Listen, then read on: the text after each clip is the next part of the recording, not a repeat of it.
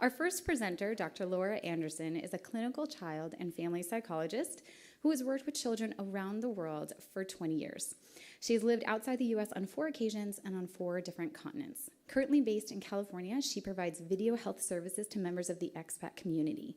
In her lightning presentation, she will be discussing how mobile families can support gender expansive and LGBTQ youth. Thank you.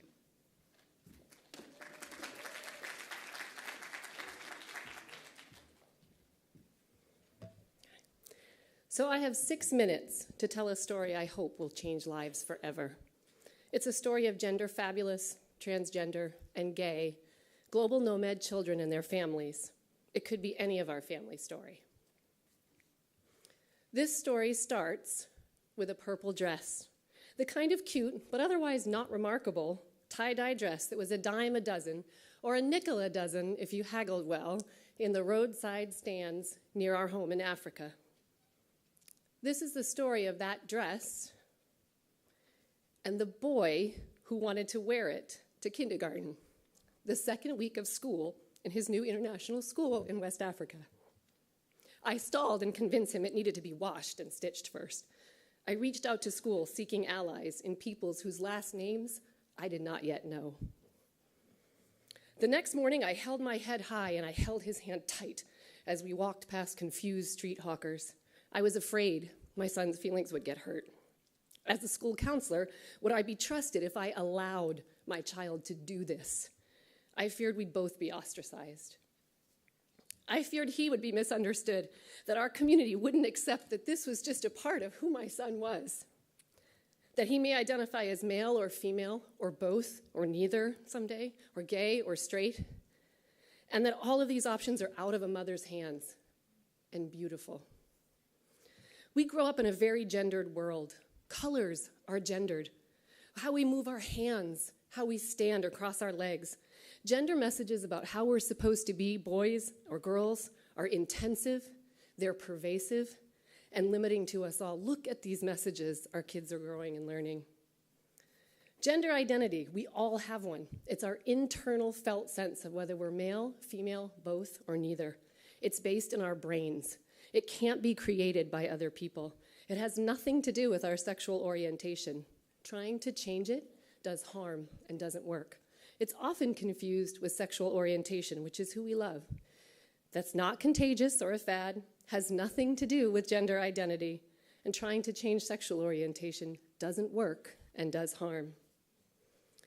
To clarify, our body parts do not dictate our gender identity. Our gender identity is how male or female we feel on the inside. Our gender expression is how we show the world our felt gender. And our sexual orientation is whom we love. I said yes to my son's dress because I knew that youth are perceived, just perceived as gay or transgender, are 8 times more likely to try to commit suicide.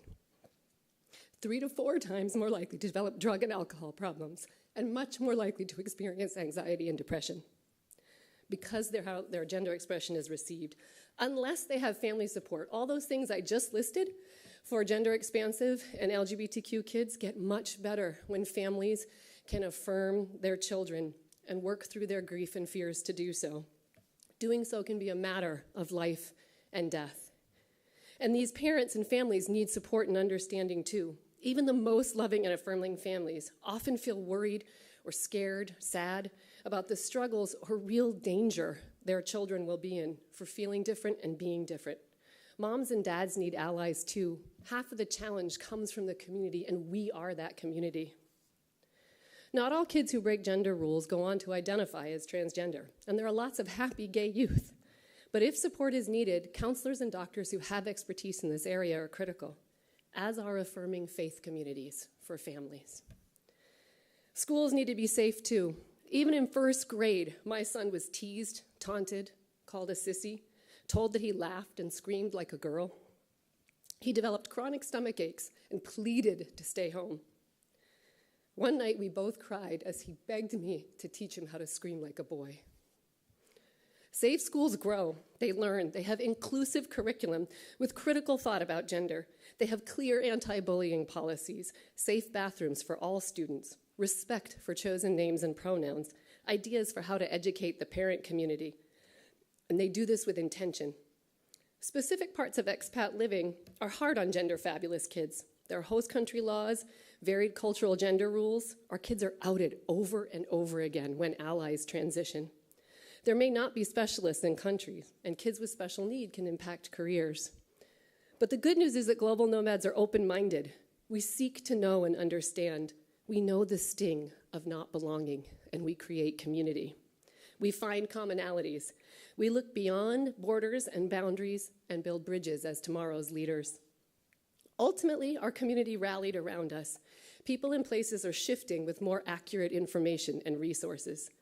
Third culture, gender expansive, and LGBTQ kids and families need us to draw on our strengths and get this right. The dress has been retired for now.